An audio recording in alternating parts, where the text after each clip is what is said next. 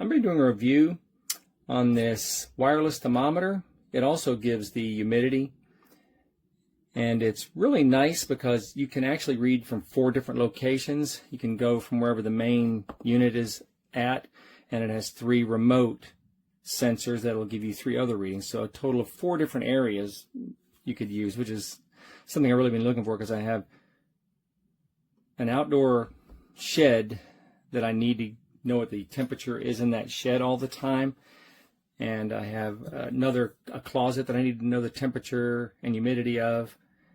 And then the one I can just put like in anywhere in the house, and then the just one outside on the patio. So it's going to come in really useful as long as it works well, and I'll figure that out.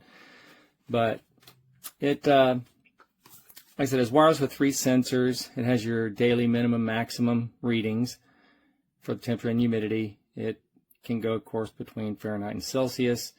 It has 3 brightness levels, and it has USB powered for battery backup, and does have a low battery indicator, but you need 3 AAAs and 2 AAs. Probably the AAs are for the main unit. And it says the batteries are not included, so it's going to have to verify here. I'm going to open it up and kind of go over it before I get it all set up, and then let it run for a few days and see how it does. The USB cord for the battery backup. It is not just a standard USB-C cable. This is a proprietary type cable, so don't lose it. We have the 3 sensors in here.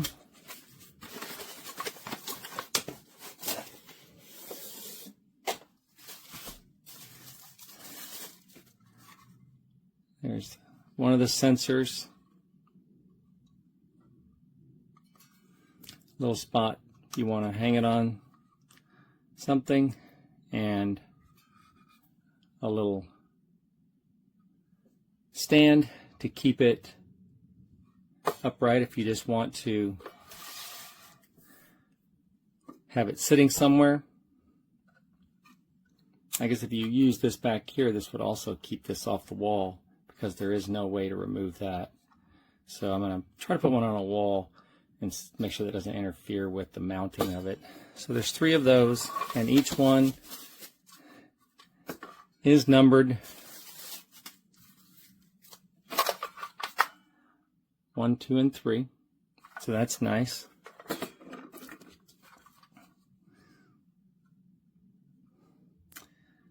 Looks like you just pull this down, and there's the battery requirements. So each one of these takes 2 AAs so far. Yeah. So that's 6 AAs so far for those. And the main unit has a little stand that it pops out, so it can just sit by itself. Has a little cover over this need to remove, and the little buttons back here to make the changes if you need to. It's like you push this down, this should pop off, and it does. So that takes 3 AAAs, so 6 AAs, 3 AAAs, not included. And then the plug is here on the side for the USB power. If you were going to put it somewhere, you could even use like a USB power pack for this if you were somewhere remote as a backup if it was really important. But I'll have to see maybe how long these AAAs last if they include that. Little thank you card.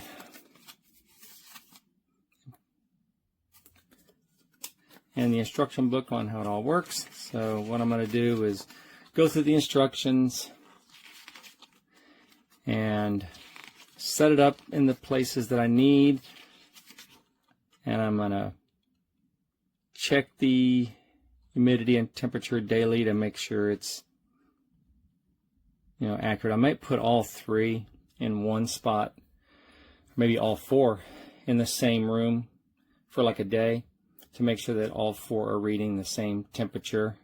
That's probably a good idea, just to make sure there's no discrepancies between them all. And I'll kind of report back how it works and anything that seems to be important that you might need to know about these. So we'll be back after we've tested it. All right, I've been using this wireless thermometer for a couple of weeks now, and here's my thoughts. I tested the range out to about 200 feet by putting one of the sending units in a shed that was wooden construction with a metal door, everything all closed, and I put the receiver in the house, a couple of rooms in, and I left it that way for overnight, and the temperature did seem to go up and down, humidity between the time in the day and the night and the morning. So, and I did check the highs and lows with the button on back, and it did show that it had been changing because I reset it to all empty before I did it. So that to me was really good that it was able to go that far, 200 feet behind doors and walls and things like that in two different buildings. So I did like that a lot.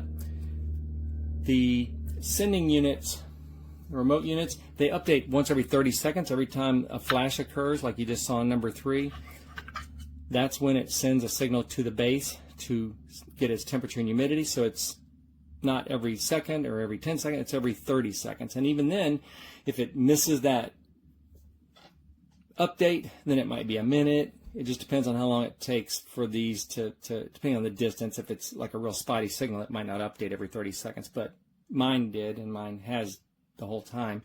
But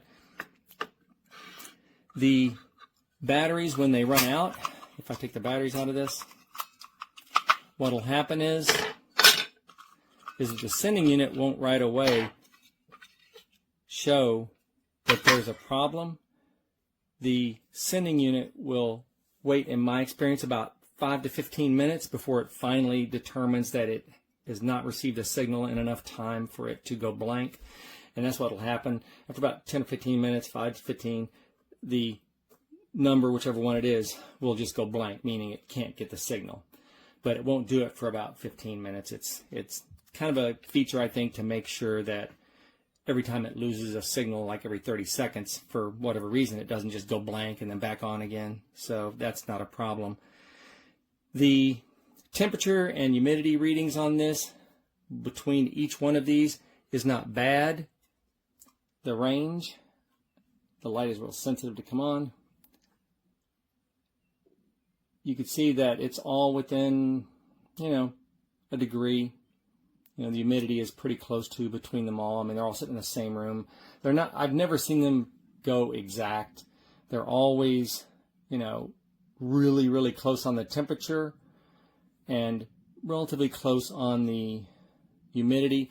I noticed that the base unit is usually one humidity setting and the other 3 are really close to each other. So the base unit seems to be kind of sensitive. Like if I put my hand underneath here to hold it, like where the sensors are right here, if I hold it long enough, then what will happen is that the humidity will start to go up on the base unit from my hand holding it. So something to keep in mind. If you keep it somewhere where maybe there's something blowing on or something, then you might get some odd readings that you don't understand. But I recommend keeping all 3 of these together, synced up for several hours to make sure the units are all close to each other, and then put it out. Because I found when I put it out the first time without having it sync up for a while, that the readings were like all over the place. But you can see the humidity's gone up because my hand was underneath there. So keep it together at first for a while before you set them out, just to make sure that the unit all syncs up and everything is relatively close on its temperature. So it's not a bad unit for the money. I like it for my purposes. I just need to know when any of my buildings get way too hot or way too cold, or humidity gets really out of whack in them. I'm not that concerned about it from second to second. I just need to know in general when I want to look at it and see, okay, how hot is it out there? How cold is it in that building? So for my purposes, it works really well. Maybe not for you if you need something that updates more frequently or is much more precise, but if you're going to do that, you're going to spend more money to get a instrument that's more calibrated for that kind of a thing. But for what this one is, I think it's a good deal, and it works well enough for the average person to use around the home. So I don't see any reason not to pick it up, like I said, unless you have very specific needs, and then you'd probably look somewhere else. But otherwise, it's a great buy.